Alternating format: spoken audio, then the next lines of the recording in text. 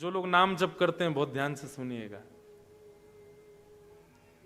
10 नामापराधों में एक अपराध यह है कि कल जितना आपने नाम जप किया उससे ज्यादा आज होना चाहिए, और आज जितना किया उससे ज्यादा कल होना चाहिए। अगर आप कल जितना किए उससे थोड़ा भी ज्यादा आज नहीं करते हैं तो फिर वो अपराध होता है। ये नामापराध में एक अपराध है। हर दिन भजन बढ़ना चाहिए, हर दिन कीर्तन बढ़ना चाहिए, हर दिन नाम जप बढ़ना चाहिए। वो कंटिन्यूटी में केवल इतना है, इतना ही चलता जा रहा है। ये तो वैसे ही हो गया, रोज दाल चावल ही खा रहे हो। ठाकुर जी भी कहेंगे गिनती है इसकी, इससे एक भी ज्यादा चला जाए तो महाराज अगले दिन तो आलस में आ जाता, कल एक ज्यादा तो कर दिया था हमने। नहीं,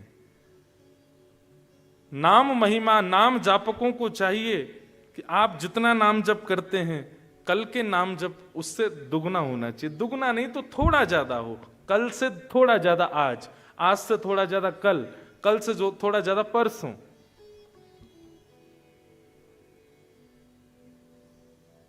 नामापराध में एक अपराध कि आज जितने प्यारे ठाकुर जी आपको लग रहे हैं कल उससे दुगने प्यारे लगने चाहिए।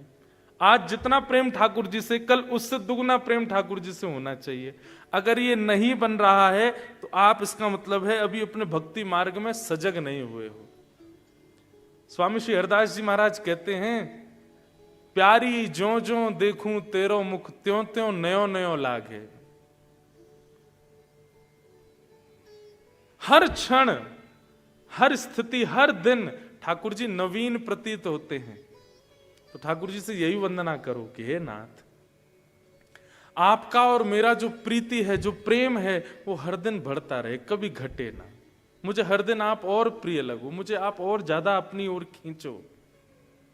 ये वंदना का भाव होना चाहिए।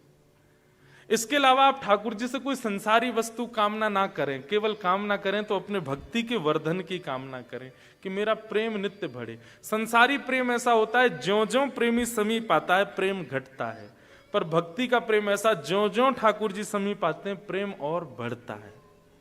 और यदि वो नहीं बढ़ रहा है तो इसका मतलब है कहीं चूक कर रहे हो आप। तो वंदना नित्य यही होनी चाहिए कि मेरा प्रेम नित्य बढ़े ठाकुर जी आपसे। वंदन, और वंदन के बाद आता है पाद सेवनम। नहीं, वंदन के बाद आता है श्रवणम कीर्तनम विष्णु स्मरणम पाद सेवनम अर्चनम वंदनम दास्यम। दास्य भाव। दास्य का मतलब क्या होता है? पूर्ण समर्पण। मेरे मन की अब कोई इच्छा नहीं है, मेरी निज कोई इच्छा नहीं है।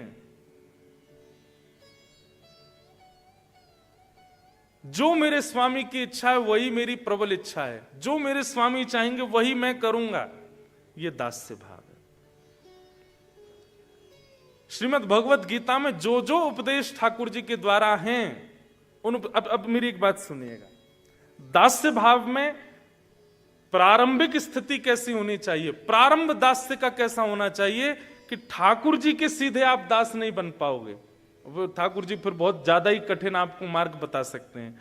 इसलिए दास्य के रूप में सबसे पहले गुरु के दास बनो। गुरु की आज्ञा के प्रति, गुरु के वचनों के प्रति, गुरु की वाणी के प्रति दास्य भाव रखो।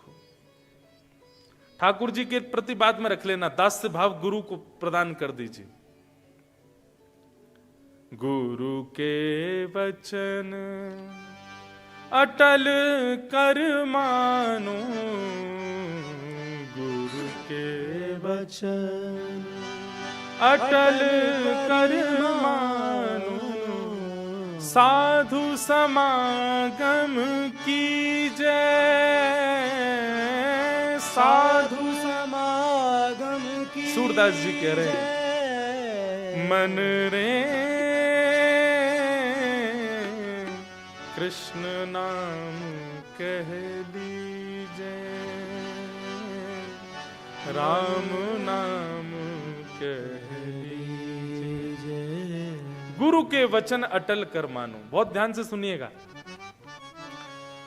सातवीं भक्ति जो दास्य है ये आप गुरु को अर्पित कर दीजिए, गुरु की आज्ञा के प्रति।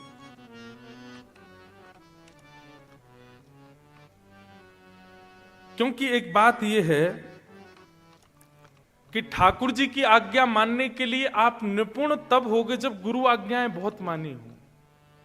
मैं एक भाव कहता हूं कि कहीं भी किसी को जॉब मिलती है तो जो वहां हायर करने वाले होते हैं वो आपका पहले रिज्यूम चेक करते हैं और रिज्यूम में ये देखते हैं कि आपने पहले कितनी जगह काम किया है और कैसा काम किया है।